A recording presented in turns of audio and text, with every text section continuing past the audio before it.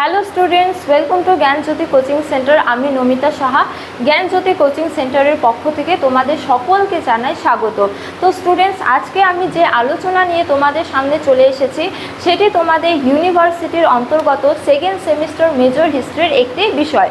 তো আলোচনা শুরু করার পূর্বে আমি তোমাদের বলতে চাই যে তোমরা যারা আমাদের সাথে যুক্ত হতে চাও তারা কিন্তু এই দুটো নাম্বারে যোগাযোগ করে আমাদের সঙ্গে যুক্ত হতে পারো। তো চলো এবার আমরা আলোচনা শুরু করি। তো বলছে যে মথুরা শিল্পকলা বা এটাকে মথুরা স্কুল অফ আর্ট বা মথুরা আর্টও বলা হয়ে থাকে।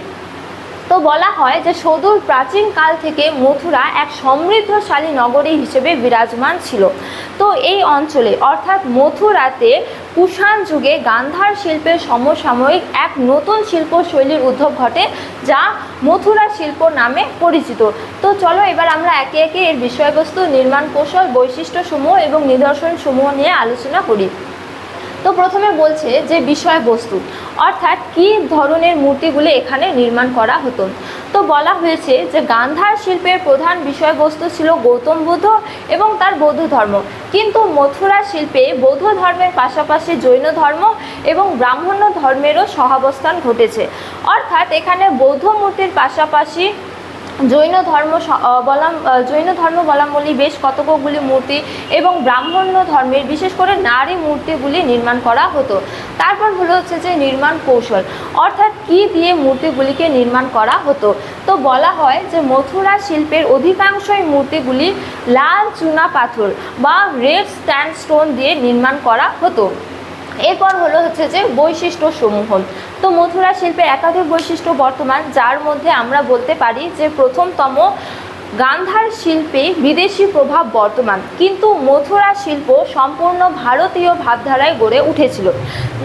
দ্বিতীয়তমের ক্ষেত্রে আমরা বলতে পারি যে গান্ধার শিল্পে বিদেশি, বিশেষ করে গ্রিক দেবতাদের অনুসরণ করে মূর্তিগুলি নির্মাণ করা হতো, কিন্তু মথুরা শিল্পে মূর্তিগুলি সম্পূর্ণ ভারতীয় ভাবধারায় নির্মাণ করা হতো এবং মূর্তিগুলির মুখমণ্ডলের ওপর বিশেষ গুরুত্ব আরোপ করা হতো। এরপর তৃতীয়তমের ক্ষেত্রে আমরা বলতে পারি যে গান্ধার শিল্পে মূর্তিগুলি মূলত স্বাস্থ্যবান এবং স্বগুম্ফ সম্পন্ন নির্মাণ করা হতো, কিন্তু মথুরা শিল্পে চক্ষুদ্বয় সম্পূর্ণ খোলা, এছাড়া হচ্ছে যে মুণ্ডিত মস্তিষ্ক, তারপরে গুম্ফহীন এবং ঊর্ধ্বাংশ আবৃত এবং হাসি মুখ সম্পন্ন মূর্তিগুলি নির্মাণ করা হতো। তারপরে হচ্ছে যে চতুর্থতম, তো মূর্তিগুলির মস্তিষ্কের পেছনে যে গোলাকার থাকে তাকে বলা হয় হ্যালো। তো গান্ধার শিল্পে এই হ্যালোটি সাধারণ প্রকৃতি ছিল, কিন্তু মথুরা শিল্পে এই হ্যালোটিকে অলঙ্কার বা ডেকোরেট করা হতো। এটা গেল আমাদের চতুর্থতম বৈশিষ্ট্য। তারপরে পঞ্চমতম বৈশিষ্ট্যের ক্ষেত্রে আমরা বলতে পারি যে গান্ধার শিল্পে মূলত দণ্ডায়মান এবং বসানো উভয় ধরনের মূর্তি পরিলক্ষিত হয়, কিন্তু মথুরা শিল্পে বসানো অর্থাৎ সিটেড পজিশন বা পদ্মাসনে বসানো মূর্তিগুলি বেশি প্রাধান্য পেয়েছে। তারপরে আমরা আলোচনা করব এর নিদর্শনসমূহ নিয়ে। তো বলছে যে মথুরার পাশাপাশি সারনাথ, শ্রাবস্তী এবং কৌশাম্বীতে মথুরা শিল্পের বেশ কতকগুলি নিদর্শন আবিষ্কৃত হয়েছে, যার মধ্যে উল্লেখযোগ্য হল কুষাণ যুগে নির্মিত দণ্ডায়মান বোধিসত্ত্ব মূর্তিটি। তো এটি বর্তমানে সারনাথ জাদুঘরে রাখা হয়েছে।